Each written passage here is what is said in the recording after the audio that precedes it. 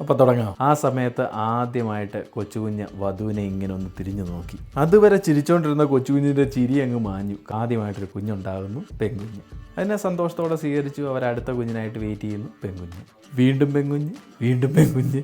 അങ്ങനെ നിരത്തി ഒരു 10 പെൺകുട്ടികൾ. ഈ സമയത്ത് കുറേ പേര് പുള്ളിയുടെ പുറകെ ഓടിച്ചെന്നു. പള്ളിയിൽ ഇതിൻ്റെ പേരിൽ വഴക്കും ഉടക്കും ഒക്കെ നടക്കുന്നു. പക്ഷേ ആ സമയം കൊണ്ട് ബോർഡർ വിട്ട് കൊച്ചുകുഞ്ഞ് ഓടി. ഒന്ന് ആലോചിച്ച് നോക്കിക്കഴിഞ്ഞാൽ ഈ കഥയും ഉണ്ടായില്ല, ഞാനും ഉണ്ടായില്ല, ഞാൻ ഈ പറഞ്ഞ തലമുറകളും ഉണ്ടായില്ല, ഒന്നും നടക്കില്ല അന്ന് കൊച്ചുകുഞ്ഞ് നോ പറഞ്ഞില്ലായിരുന്നെങ്കിൽ. അപ്പോൾ തുടങ്ങാം. തൊണ്ടയ്ക്ക് നല്ല സുഖമില്ല, പുറത്തെ ക്ലൈമറ്റാണ് ഇവരല്പം രൂക്ഷമാണ്. അതുകൊണ്ട് നമുക്ക് ഇന്ന് അകത്തിരുന്നൊരു കുഞ്ഞു കഥ പറയാം. എന്നാൽ നമുക്കൊരു കല്യാണം കൂടാൻ പോവാം. കല്യാണം എന്ന് പറയുമ്പോൾ ഇന്നും ഇന്നലെ നടന്നൊന്നുമല്ല, ഒരു 100 വർഷം മുമ്പ് നടന്നൊരു കല്യാണമാണ്. ഈ കല്യാണം എൻ്റെ ഗ്രേറ്റ് ഗ്രാൻഡ് ഫാദറിൻ്റെയാണ്. എൻ്റെ അപ്പൻ്റെ പേര് തോമസ്, അപ്പൻ്റെ അപ്പൻ്റെ പേര് വർഗീസ്, അപ്പൻ്റെ അപ്പൻ്റെ അപ്പൻ്റെ പേര് കൊച്ചുകുഞ്ഞ്. ഈ കൊച്ചുകുഞ്ഞിൻ്റെ കല്യാണത്തിലേക്ക് നമുക്ക് പോവാം. നമുക്കറിയാം, ഇന്നത്തെ കാലത്ത് പോലും നമ്മുടെ സമൂഹത്തിൽ പലർക്കും അഭിപ്രായ സ്വാതന്ത്ര്യം എന്ന് പറയുന്ന സാധനമില്ല. പ്രത്യേകിച്ച് കല്യാണത്തിൻ്റെ കാര്യമൊക്കെ വരുമ്പോൾ ചില സ്ത്രീകളുടെ അഭിപ്രായമൊന്നും പലരും കൺസിഡർ ചെയ്യാറില്ല. അതിൻ്റെ ഒരു എക്സ്ട്രീം വേർഷൻ ആയിരുന്നു ഒരു 100 വർഷം മുമ്പ് എന്ന് പറയാം. കാരണം അന്നത്തെ കാലത്ത് പെണ്ണും ചെറുക്കനും തമ്മിൽ കണ്ടിഷ്ടപ്പെട്ടോ ഡേറ്റ് ചെയ്തോ പ്രേമിച്ചോ അങ്ങനെയൊക്കെ കല്യാണങ്ങളൊന്നും ഇല്ല. അല്ലെങ്കിൽ അതൊക്കെ വളരെ വളരെ കുറവാണ്. അന്നത്തെ കാലത്ത് പെണ്ണിൻ്റെ അപ്പനും ചെറുക്കൻ്റെ അപ്പനും തമ്മിൽ കണ്ട് നമ്മുടെ മക്കളെ പരസ്പരം കല്യാണം കഴിപ്പിക്കാമെന്നൊരു തീരുമാനം അങ്ങ് എടുക്കുന്നു. ആ കല്യാണം നടക്കുന്നു. അങ്ങനെയാണ് നടന്നിരുന്നത്. അങ്ങനെ ഈ കൊച്ചുകുഞ്ഞിൻ്റെ അപ്പൻ കൊച്ചുകുഞ്ഞിനൊരു കല്യാണം ഉറപ്പിക്കുന്നു. ആ പെൺകുട്ടിയെ കൊച്ചുകുഞ്ഞ് കല്യാണം കഴിക്കാൻ തീരുമാനിക്കുന്നു. കൊച്ചുകുഞ്ഞിൻ്റെ കുടുംബം ഭയങ്കര പ്രമാണികളാണ്. അതുകൊണ്ട് കല്യാണത്തിന് തലേദിവസമൊക്കെ വലിയ ആഘോഷവും കാര്യങ്ങളും ഒക്കെ ഉണ്ട്, വലിയ ഹാപ്പിനെസ് ആണ്. ആകെ ഒരൊറ്റ പ്രശ്നമേ ഉള്ളൂ, പെണ്ണിനെ ഇതുവരെ കൊച്ചുകുഞ്ഞ് കണ്ടിട്ടില്ല. എന്നിരുന്നാൽ പോലും വളരെ എക്സൈറ്റ്മെൻറ്റിൽ പുള്ളി കല്യാണത്തിന് റെഡി ആയിട്ട് ഇങ്ങനെ ഇരിക്കുകയാണ്. നമ്മുടെ അയാൾ കഥ എഴുതുകയാണ് എന്ന സിനിമയിലെ സാഗർ കോട്ടപ്പുറത്തിനെ പോലെ കല്യാണ പെണ്ണിനെ ആദ്യമായിട്ട് കല്യാണ പന്തലിൽ കാണാനുള്ള എക്സൈറ്റ്മെൻറ്റിൽ കൊച്ചുകുഞ്ഞ് അങ്ങനെ എൻഗേജ്മെൻറ്റ് ദിവസം പള്ളിയിലേക്ക് എത്തുന്നു. പള്ളിയിൽ വീട്ടുകാരെ, നാട്ടുകാരെ, കുടുംബക്കാരെ അങ്ങനെ വലിയ ആഘോഷമായിട്ട് അകത്ത് കയറി ഏറ്റവും ഫ്രണ്ടിൽ വന്ന് കൊച്ചുകുഞ്ഞും തൊട്ടിപ്പുറത്ത് വധുവും നിൽക്കുന്നു. ഫ്രണ്ടിൽ നിന്ന് അച്ഛൻ പ്രാർത്ഥനകൾ തുടങ്ങുന്നു. ആ സമയത്ത് ആദ്യമായിട്ട് കൊച്ചുകുഞ്ഞ് വധുവിനെ ഇങ്ങനെ ഒന്ന് തിരിഞ്ഞു നോക്കി. അതുവരെ ചിരിച്ചോണ്ടിരുന്ന കൊച്ചുകുഞ്ഞിൻ്റെ ചിരി അങ്ങ് മാഞ്ഞു. കാരണം ആ ആളിന് തൻ്റെ മനസ്സിലുള്ള ഒരു ഭാര്യാസങ്കല്പമായിട്ട് ഒരു സാമ്യവും ഇല്ലാത്ത ഒരാളാണ് അപ്പൻ തനിക്ക് വേണ്ടി കല്യാണം ഉറപ്പിച്ചു വെച്ചിരിക്കുന്നതെന്ന് അപ്പോഴാണ് കൊച്ചുകുഞ്ഞിന് മനസ്സിലാകുന്നത്. പക്ഷേ ഞാൻ പറഞ്ഞല്ലോ, അന്നത്തെ കാലത്ത് അപ്പനെ എതിർക്കുക എന്ന് പറയുന്ന നടപടിയുള്ള കേസൊന്നുമില്ല. അപ്പനെ എതിർത്താൽ അപ്പനും നാട്ടുകാരും വീട്ടുകാരും എല്ലാം കൂടെ ചേർന്ന് കൊച്ചുകുഞ്ഞിനെ അടിക്കും. അപ്പോൾ ഇതാണ് എൻ്റെ വിധി, ഇതേ ഇനി നടക്കാനുള്ളൂ എന്നുള്ള രീതിയിൽ പുള്ളി വിഷമിച്ച് കല്യാണം നടത്താൻ വേണ്ടി ഇങ്ങനെ നിൽക്കുന്ന സമയത്ത് അച്ഛൻ വന്നിട്ട് പ്രാർത്ഥനകളുടെ ഇടയിൽ പെൺകുട്ടിയോട് ചോദിക്കുന്നു, ഇന്ന വീട്ടിലെ ഇന്നയാളിനെ കല്യാണം കഴിക്കാൻ നിനക്ക് സമ്മതമാണോ എന്ന് ചോദിക്കുന്നു. പുള്ളിക്കാരി സമ്മതമാണെന്ന് പറയുന്നു.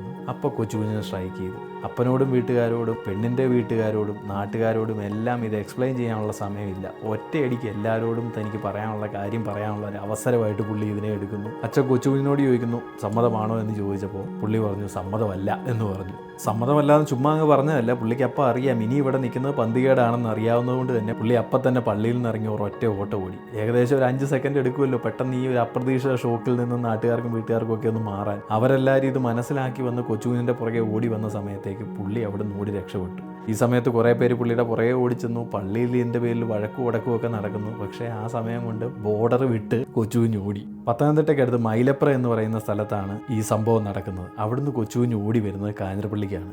പ്രമാണി കുടുംബത്തിൽ ജനിച്ച് ജീവിച്ചതാണെങ്കിലും കാഞ്ഞിരപ്പള്ളി വരുമ്പോൾ ഒന്നുമില്ല. എന്നിരുന്നാലും 0-ൽ നിന്നൊരു ജീവിതം തുടങ്ങാമെന്ന് കൊച്ചുകുഞ്ഞ് തീരുമാനിക്കുന്നു. അവിടെ ഒരു ജീവിതം തുടങ്ങുന്നു. അവിടെ ജോലികൾ ചെയ്യുന്നു, പൈസ ഉണ്ടാക്കുന്നു. കുറച്ച് വർഷങ്ങൾക്കുള്ളിൽ തന്നെ പുള്ളിക്ക് ഇഷ്ടപ്പെട്ട ഒരു പെൺകുട്ടിയെ കല്യാണവും കഴിക്കുന്നു. അങ്ങനെ ഇരിക്കുന്ന സമയത്ത് പുള്ളിക്ക് തോന്നാൻ തുടങ്ങി, ഇപ്പോൾ എനിക്ക് സ്വന്തമായിട്ട് എൻ്റെ കുടുംബ പേര് മാത്രമേ ഉള്ളൂ, ബാക്കി എൻ്റെ കുടുംബത്തിലുള്ളവരെല്ലാവരും ആ നാട്ടിലാണ്, എനിക്ക് ഇവിടെ എൻ്റേതായിട്ടൊരു കുടുംബം ഉണ്ടാക്കണം, എൻ്റെ ഒരു വലിയ ഫാമിലി ഉണ്ടാക്കണമെന്ന് പുള്ളി തീരുമാനിക്കുന്നു. അതെൻ്റെ മക്കളിലൂടെ നടക്കുമെന്നും പുള്ളി വിചാരിക്കുന്നു. അപ്പോൾ കൊച്ചുകുഞ്ഞും വൈഫും ആൺകുട്ടികൾക്ക് വേണ്ടി ആഗ്രഹിച്ച് അവർക്ക് ആദ്യമായിട്ടൊരു കുഞ്ഞുണ്ടാകുന്നു, പെൺകുഞ്ഞ്.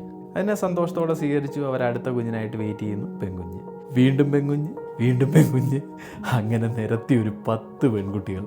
എന്നിരുന്നാലും ഇവരെയൊക്കെ വലിയ സ്നേഹമായിരുന്നു. കാരണം ഈ 10 പെൺകുട്ടികളെ വളർത്തിയത് പോരാഞ്ഞിട്ട് 11ാമതായിട്ടൊരു പെൺകുട്ടിയെ ദത്തെടുത്ത് വളർത്തുകയും ചെയ്തു. അതിനുശേഷം ഏറ്റവും അവസാനം അവർക്കൊരു മകൻ പിറന്നു. അതാണ് എൻ്റെ ഗ്രാൻഡ് ഫാദർ. പുള്ളി പിന്നെ വളർന്നു, കല്യാണമൊക്കെ കഴിച്ചു, എൻ്റെ ഫാദർ ഉണ്ടായി, ഞാനുണ്ടായി. ഇന്ന് ഞാൻ നിങ്ങളുടെ അടുത്ത് ഈ കഥ പറയുന്നു. ഒന്ന് ആലോചിച്ച് നോക്കിക്കഴിഞ്ഞാൽ ഈ കഥയും ഉണ്ടായില്ല, ഞാനും ഉണ്ടായില്ല, ഞാൻ ഈ പറഞ്ഞ തലമുറകളും ഉണ്ടായില്ല, ഒന്നും നടക്കില്ല അന്ന് കൊച്ചുകുഞ്ഞ് നോ പറഞ്ഞില്ലായിരുന്നെങ്കിൽ. പുള്ളി മനസ്സിൽ ഇഷ്ടക്കേടുണ്ടെങ്കിലും വീട്ടുകാരെ എതിർക്കണ്ട എന്ന് വിചാരിച്ച് അതിന് ഓക്കെ പറഞ്ഞിരുന്നെങ്കിൽ വളരെ സാധാരണമായിട്ട് പുള്ളി അവിടെ ജനിച്ച് ജീവിച്ച് മരിച്ചേനെ, ഇങ്ങനെ ഒരു റൂട്ട് ഉണ്ടാകത്തേ ഇല്ലായിരുന്നു. പക്ഷേ പുള്ളി അന്ന് അങ്ങനെ പറഞ്ഞുകൊണ്ട് ഇന്ന് ഈ കഥയുണ്ടായി. ചില സമയത്തൊക്കെ നമ്മൾ നോ പറയണം. നമ്മൾ മറ്റുള്ളവരുടെ ഇഷ്ടത്തിന് വേണ്ടി യേസ് പറഞ്ഞ് ജീവിതകാലം മുഴുവൻ സങ്കടമായിട്ട് ജീവിക്കുന്നതിലും ഭേദം കൊച്ചുകുഞ്ഞ് കാണിച്ച പോലെ ഒരു നോ പറഞ്ഞ് ഒരു അല്പം കഷ്ടപ്പെട്ടാലും പിന്നീട് അങ്ങോട്ട് ജീവിതകാലം മുഴുവൻ ഹാപ്പി ആയിട്ട് തന്നെ ഇരിക്കുന്നതായിരിക്കും. കാര്യം ഇങ്ങനെയൊക്കെ ആണെങ്കിലും പുള്ളിയുടെ അടുത്ത ജനറേഷൻസ് വന്നു കഴിഞ്ഞപ്പോൾ എൻ്റെ ഗ്രാൻഡ് ഫാദറൊക്കെ വന്നു കഴിഞ്ഞ സമയത്ത് ഇവരെല്ലാവരും ഈ മൈലപ്പുറയുള്ള ബാക്കി ബന്ധുക്കളുമായിട്ട് കണക്ട് ചെയ്യാനുള്ള ശ്രമങ്ങളൊക്കെ നടത്തുകയും എൻ്റെ ഫാദർ കുറേയധികം ആളുകളുമായിട്ട് കോൺടാക്റ്റിൽ വരികയും എല്ലാം ചെയ്തിരുന്നു. പക്ഷേ ഇന്ന് എൻ്റെ